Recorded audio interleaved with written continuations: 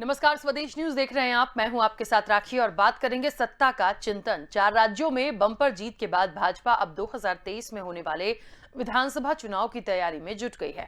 2023 में जिन राज्यों में चुनाव होने जा रहे हैं उनमें मध्य प्रदेश भी शामिल है और उसकी तैयारियां अभी से शुरू हो गई हैं। सत्ता पक्ष और विपक्ष दोनों 2023 में होने जा रहे चुनाव की तैयारियों में अभी से जुट गए हैं। खासकर बीजेपी सत्ता में बने रहने के लिए पूरा जोर लगा रही है। इसके लिए वो पचमढ़ी में चिंतन शिविर लगाने जा रही है और सत्ता के लिए बीजेपी के इसी चिंतन पर हम चर्चा करेंगे, लेकिन उससे पहले देखिए ये रिपोर्ट।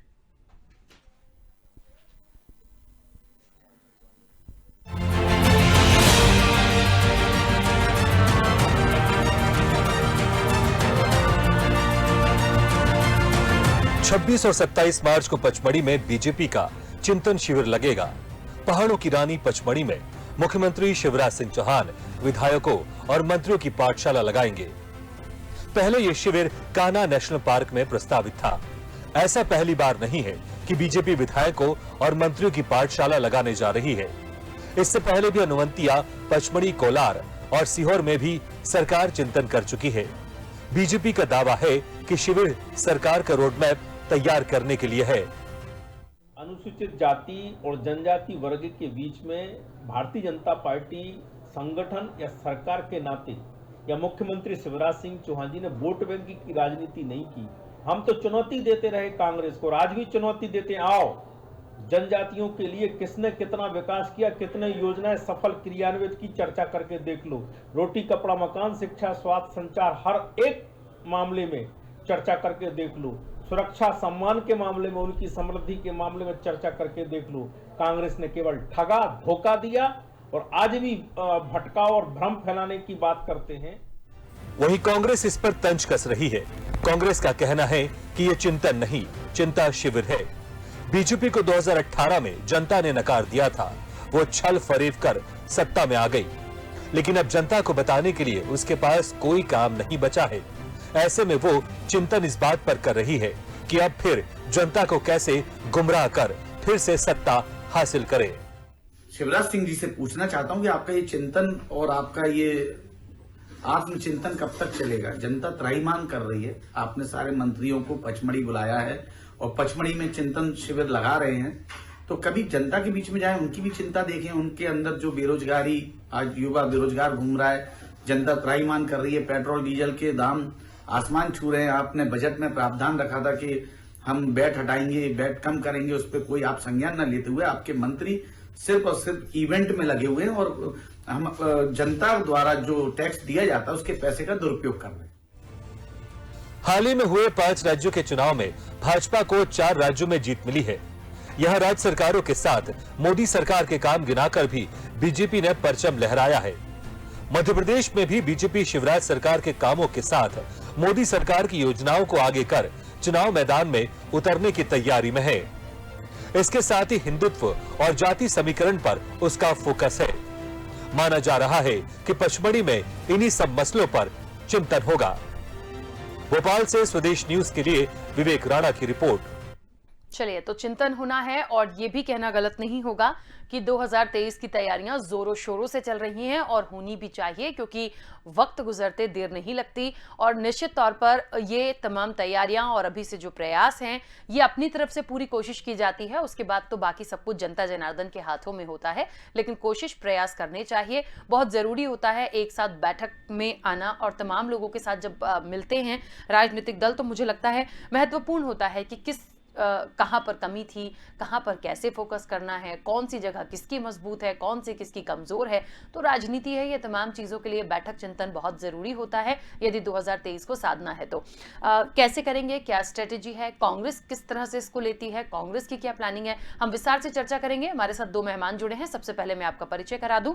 भारतीय जनता पार्टी का पक्ष रखने के लिए गुलरेज शेख जी हमारे साथ जुड़े हैं। गुलरेज जी, बहुत स्वागत चर्चा में जुड़ने के लिए। और कांग्रेस का पक्ष रखने के लिए सिद्धार्थ रजावत जी हमारे साथ जुड़े हैं। सिद्धार्थ जी, आपका भी बहुत स्वागत है।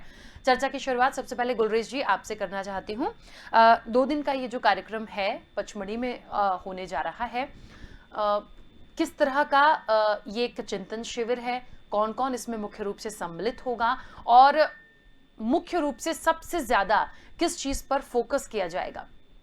राखी, हमारी पार्टी एक जीवंत पार्टी है और जीवंत व्यक्ति की सबसे बड़ी पहचान होती है कि वो हमेशा चिंतन करता है, विचार करता है।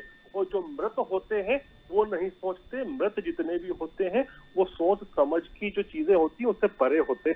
तो एक जीवंत पार्टी होने के नाते हम विचार करते हैं और चिंतन करते हैं, और चिंतन सबसे बड़ा होता है। आगे के रोड मैप पे संगठनात्मक भी होता है।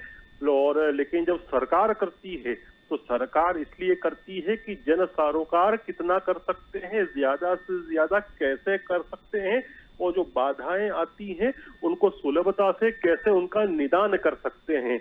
और कायदे से मैं छीटाकशी करने से बचता हूं हमेशा, लेकिन चिंतन करना चाहिए, मंथन करना चाहिए कांग्रेस को कि इतने ज्यादा लज्जामयी हार के उपरांत गांधी परिवार को रखना चाहिए या उनको 9-2-11 कर देना चाहिए। हालांकि ये इनका इंटरनल मामला है, लेकिन आप देखिए कि भारतीय जनता पार्टी कितनी जीवंत पार्टी है कि हम जीत के जश्न में हम अपने चिंतन को नहीं भूलते।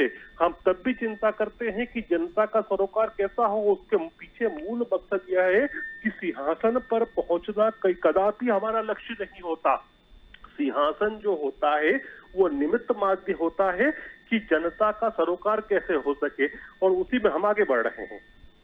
ठीक है सिद्धार्थ जी, कांग्रेस ने कहीं ना कहीं एक बात कही है, या तंज कह लीजिए, ताना कह लीजिए, छीटाकशी कह लीजिए, कुछ भी, कांग्रेस को ऐसा क्यों लगता है कि बीजेपी के चिंतन को चिंता कह रही है कांग्रेस? ऐसा क्यों? देखिए, कांग्रेस तो जो कहे वो कम है, क्योंकि ईश्वर ने जीभ दी है, कैसे भी चला सकते हो। कुछ लोग जीभ को गाली बकने के लिए चलाते हैं। मेरा सवाल सिद्धार्थ जी से मेरा सवाल था। सिद्धार्थ जी से पूछ लीजिए, मैं भी जवाब दे सकता हूँ उस बात का, वैसे आप चाहें तो। ठीक है चलिए, अच्छा आप पूरा कीजिए, उसके बाद मैं जवाब सिद्धार्थ जी से लेती हूँ। मेरा कहना यही है कि ईश्वर ने हर किसी को जीभ दी है। एक व्यक्ति जो है उसका उपयोग करता है अध्ययन के लिए, शास्त्रों के उपयोग के लिए, कि शास्त्रों का बखान करने के उपयोग के लिए, और दूसरा गाली गुप्तार करने के लिए। अब मध्य प्रदेश में जो सर्वे सर्वा है कांग्रेस के माननीय दिग्विजय सिंह जी, वो किस चीज के लिए करते हैं मुझे बोलने की आवश्यकता नहीं है। और जिन लोगों को इतनी करारी हार हुई है उनको चिंता होना चाहिए। यदि वो निश्चिंत हैं तो ये मेरी खुशकिस्मती है, मेरे दल की खुशकिस्मती है। मैं दुआ करता हूँ कि ये और निश्चिंत रहे। ठीक है सिद्धार्थ जी, मेरी आवाज पहुंच रही है आप तक? चलिए, सिद्धार्थ जी तक शायद मेरी आवाज नहीं पहुंच रही है, दोबारा उनको कनेक्ट करने की कोशिश कर रहे हैं। गुलरेज जी, अभी ये पचमढ़ी में जो 2 दिन का कार्यक्रम है, कौन कौन लोग इसमें मुख्य रूप से सम्मिलित हो सकते हैं? क्या कोई ऐसी सूचना आपके पास है, या किन चीजों पर ज्यादा फोकस किया जाएगा, क्योंकि निश्चित तौर पर 2023 की तैयारी है ये? देखिए, डेफिनेटली शिवराज जी रहेंगे, बाकी नरोत्तम जी रहेंगे, हमारे अन्य वरिष्ठ रहेंगे। और आपको जो बार बार लगती है ये बात कि हम 2023 की तैयारी कर रहे हैं, आप मान के चलिए कि भारतीय जनता पार्टी तैयारी तो शुरू दिन से लग जाती है, एक चुनाव के बाद दूसरे चुनाव के लिए। लेकिन वो तैयारी जब सरकार करती है तो कैसे करती है कि हम ज्यादा से ज्यादा लोगों को राहत पहुंचा सकें, उनको सुविधाएं ला सकें, उनके मार्ग के सभी कंटकों को हम विनाश कर सकें, तो अपने आप ही तैयारी हो जाती है। राखी, करने की अलग से जरूरत नहीं पड़ती। ठीक है, चलिए सिद्धार्थ जी, बीजेपी का जो चिंतन शिविर है, इसको कांग्रेस चिंता क्यों कह रही है? भारतीय जनता पार्टी के लिए चिंता का विषय आप देखिए, विगत भारतीय जनता पार्टी की सरकार है, क्या कारण है कि उनको चिंतन शिविर कर, जिसने खुशहाली के लिए काम किया हो, रामराज्य लाने के लिए काम किया हो, जिन्होंने युवा बेरोजगारों के लिए काम किया, उनको चिंता और चिंतन शिविर का लगाना ही नहीं चाहिए। आप बताइएगा, अगर भारतीय जनता पार्टी इतनी परिपक्व पार्टी होने के बावजूद 18 वर्ष से सत्ता में है, जब उन्होंने नौजवान युवाओं के लिए, महंगाई के लिए, जीएसटी के लिए, किसी के लिए कोई लड़ाई नहीं करी, जनता को किसी चीज की कोई राहत नहीं दी, उसका अब जाके 23 का चुनाव आ रहा है, तब उनको चिंतन करना पड़ा है, क्योंकि उनको मालूम है कि जनता उनको अब नकार चुकी है, पहले भी नकार चुकी थी। आप देखिए 2018 में भी जनता ने नकार दिया था, पर लोकतंत्र की हत्या करके किस प्रकार से इन्हें बखूबी बैकडोर एंट्री करके पुनः सत्ता में बैठ गए। अब इनको ये भी मालूम है कि जनता ये भी जान चुकी है कि ये कैसे जनादेश चोरी करते हैं, तो इसलिए इनके लिए चिंतन नहीं, चिंता का विषय है।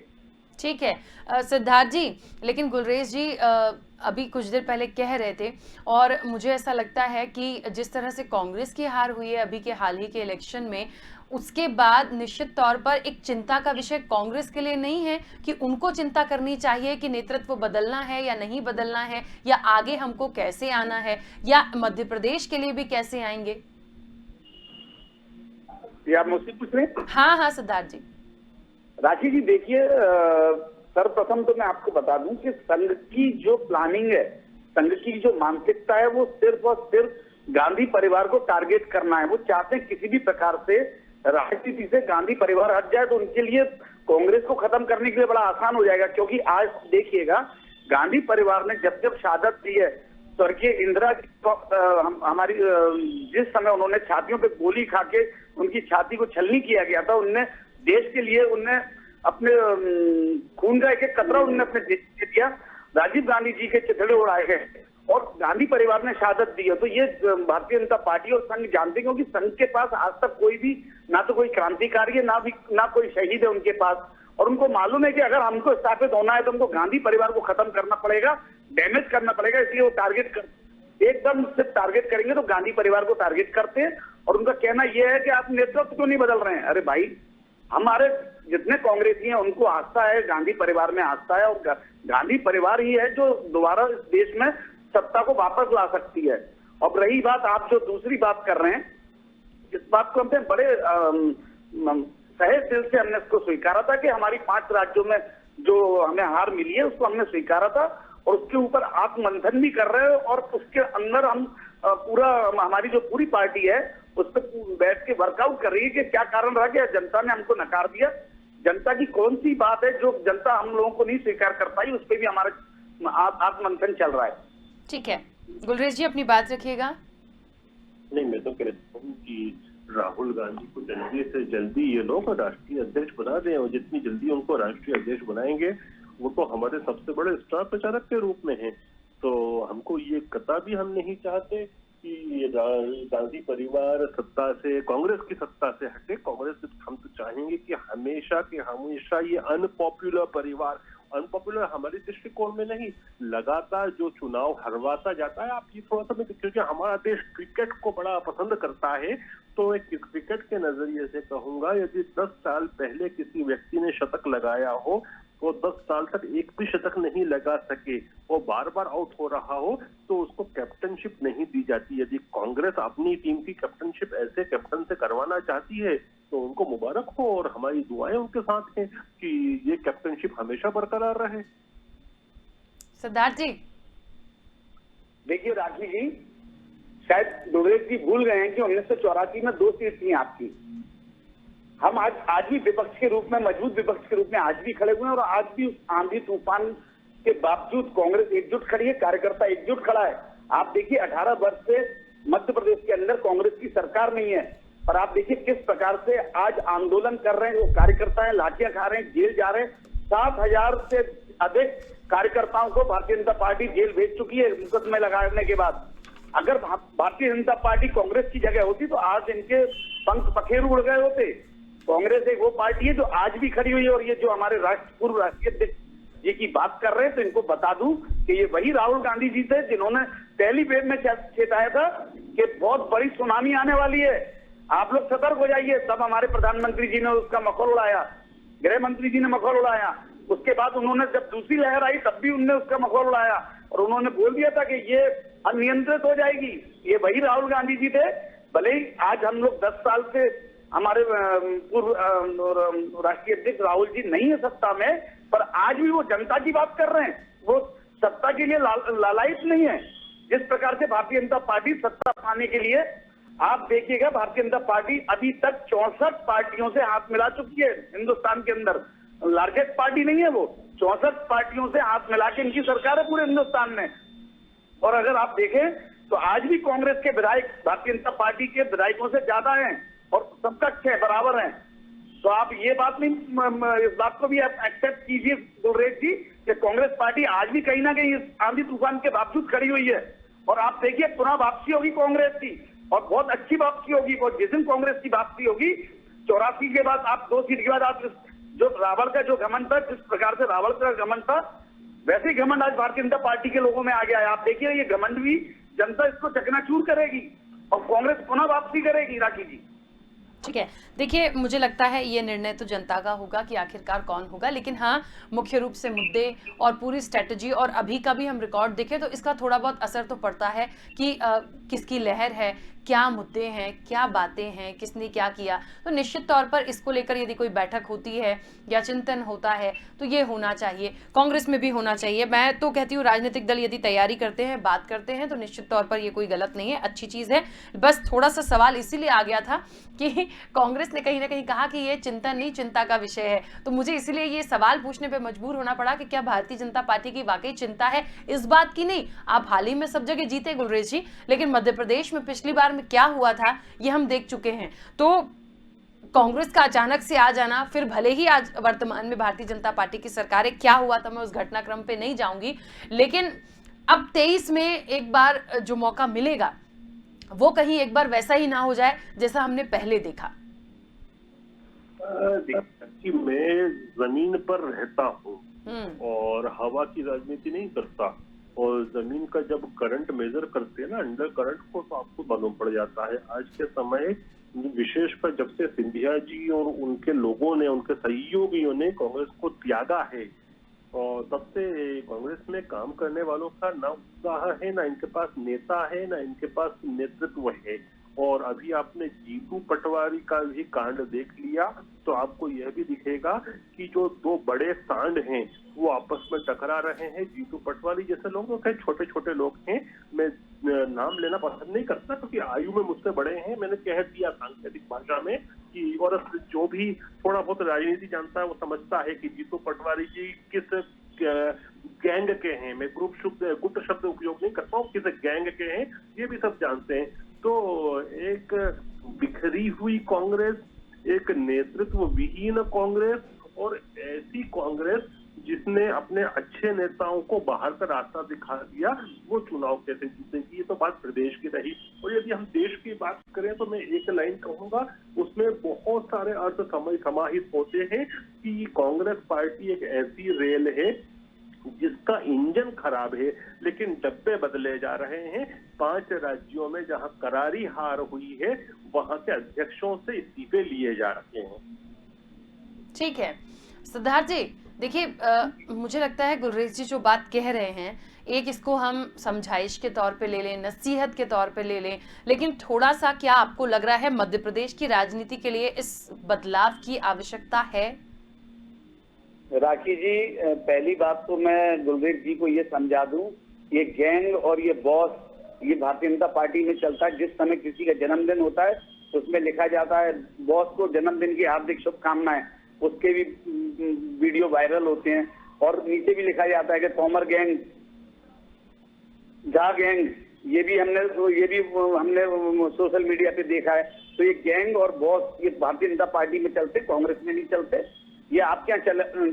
और 2 साल की जो बात कर रहे थे, पहले आप तो देख लें, आपके अखाड़े में तो कम से कम 5 साल हैं। एक बीमार भाजपा, एक नाराज भाजपा, एक शिवराज भाजपा, एक सिंधिया भाजपा। पहले तो आप इसमें चिंतन कर लें, क्योंकि ये अगली बार ये चिंता का विषय आपके लिए, जो आप कांग्रेस को नसीहत दे रहे हैं कि कांग्रेस नेता विहीन है। अरे भाई, आप माननीय कमलनाथ जी, आप 9 बार के सांसद हैं, 7 बार के केंद्रीय मंत्री हैं, तो आप उनको नसीहत मत दें। हमारे यहाँ बहुत केंद्रीय नेतृत्व भी मजबूत है और हमारे प्रदेश का नेतृत्व भी मजबूत है, और कांग्रेस आज भी मजबूत है।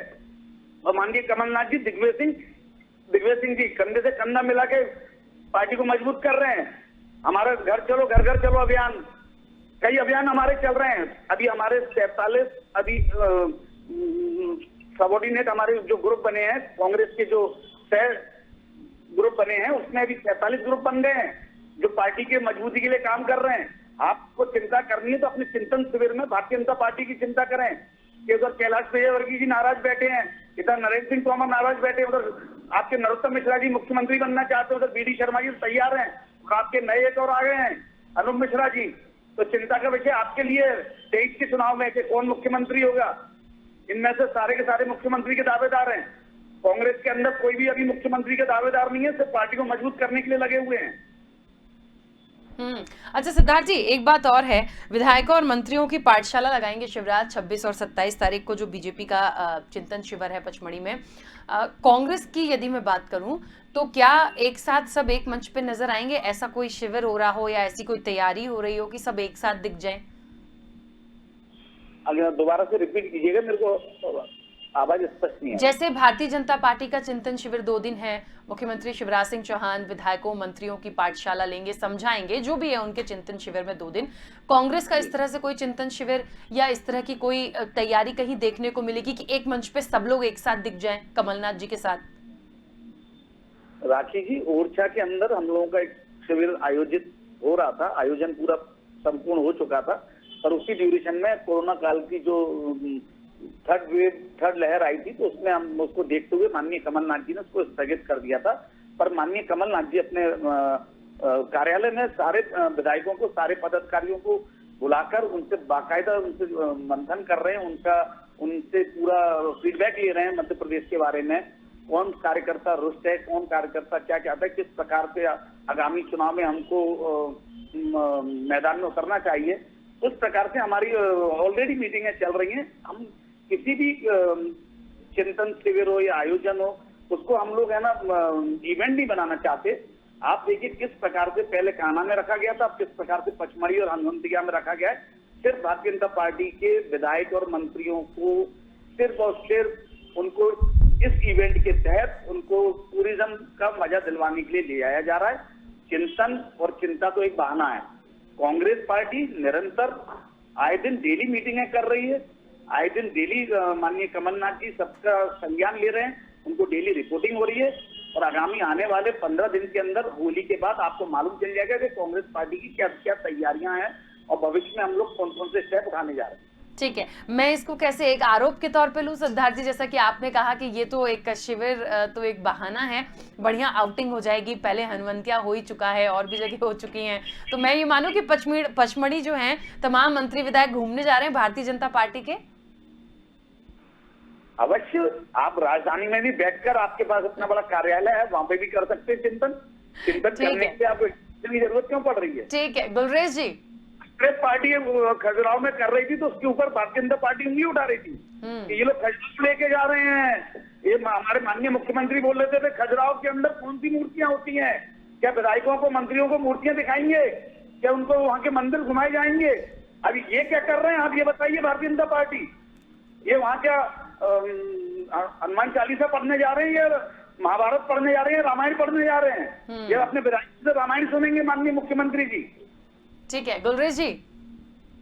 देखिए, 2-3 चीजें इन्होंने कही है, तो इसको टूरिज्म कहा है, तो थोड़ा सा मैं इनकी थोड़ी मेंटल पॉलिश कर देता हूँ इस स्मृति की कि एक बड़ा फेमस राष्ट्रीय अधिवेशन हुआ था, पंचमढ़ी अधिवेशन कांग्रेस पार्टी का, जब सोनिया जी नई राष्ट्रीय अध्यक्ष बनी थी उस जमाने में। तो शायद कांग्रेस पार्टी टूरिज्म करने आई होगी, क्योंकि वो राष्ट्रीय अधिवेशन था इनका, प्रदेश की कोई बैठक नहीं थी। तो हो सकता है कि कांग्रेस पार्टी, सोनिया जी ये सब टूरिज्म कर रहे थे उस समय, या अपने आप को शायद कुछ अपने आप के विषय में कहना चाह रहे हो, शायद इनका कहना है। दूसरी चीज ये, आप अभी इनसे पूछ रहे थे, इन्होंने जवाब नहीं दिया कि कब होगा ऐसा कि कांग्रेस के समस्त नेता एक मंच पे दिखेंगे। तो दिखे थे। मैं आपको कुछ समय पहले की बात बताऊं, दीपक बावरिया जी जो इनके कभी प्रदेश प्रभारी हुआ करते थे मध्य प्रदेश के, जब वो देवास में आए थे तो उनको मैन हैंडल किया गया था अलग अलग गुटों के द्वारा, और इतना मैन हैंडल किया था कि वो गिर गए थे। जब वो गिरे थे तो गिरते गिरते उन्होंने कहा था कि जरा भाजपा से सीखो, संघ से सीखो कि अनुशासन किसे कहते हैं। ठीक है, चलिए देखिए कुछ जवाब देंगे सिद्धार्थ जी जल्दी से, क्योंकि समय की सीमा है। देखिए राखी जी, सर्वप्रथम तो मैं भारतीय जनता पार्टी के मित्र गुलरेज जी से ये बोलना चाहूंगा कि पहले अपने गिरेबान में झांक के देखिए। आपके विधायक और आपके मंत्री और आपके सांसद भारतीय जनता पार्टी के कार्यालय में बीच मीटिंग में बोलते हैं कि हमारी सुनवाई नहीं हो रही है। माननीय केपी यादव जी जो सांसद हैं गुना के, वो सीधे सीधे आरोप लगाते हैं ज्योतिरादित्य सिंधिया पे कि हमारे एक काम नहीं हो रहा, हमारा कलेक्टर नहीं सुन रहा, हमारा एसपी नहीं सुन रहा। आपके नारायण त्रिपाठी जी सीधे सीधे आप पे है ना आरोप लगाते हैं। पहले आप अपना तो घर देख लीजिएगा, तब आप है ना कांग्रेस पे आइएगा और बाबरिया जी की बात कीजिएगा। कांग्रेस तो 18 वर्ष से सत्ता में नहीं, आप तो सत्ता में है। सत्ता में होने के बाद आपके विधायक और आपके सांसदों की आपके एसपी और कलेक्टर नहीं सुन रहे हैं, क्या कारण है? पहले आप अपने जो रुष्ट है पहले उनको तो चिंतन शिविर में उनकी तो चिंता दूर करें, फिर आप जाके कांग्रेस की बात करें। ठीक है, चलिए ठीक है, चिंतन की जरूरत है, सबको है, होनी चाहिए, तैयारियां सबको करनी चाहिए। फिलहाल समय की सीमा है। आप दोनों का बहुत शुक्रिया इस चर्चा में जुड़ने के लिए। तो बात चल रही थी कि आखिरकार जो चिंतन शिविर है, सत्ता का चिंतन, देखिए दोनों को करना चाहिए, लेकिन दोनों ही चिंतन शिविर पर सवाल उठा रहे हैं। कांग्रेस के लिए अलग, बीजेपी के अलग। बहरहाल जो कुछ भी है, ये तैयारी है, चिंतन है या चिंता है, ये अब जो कुछ भी है करना तो है और 2023 को साधना है, तो ये तमाम चीजों की तैयारियां भी बेहद जरूरी हैं। फिलहाल चर्चा में इतना ही, दीजिए इजाजत, नमस्कार।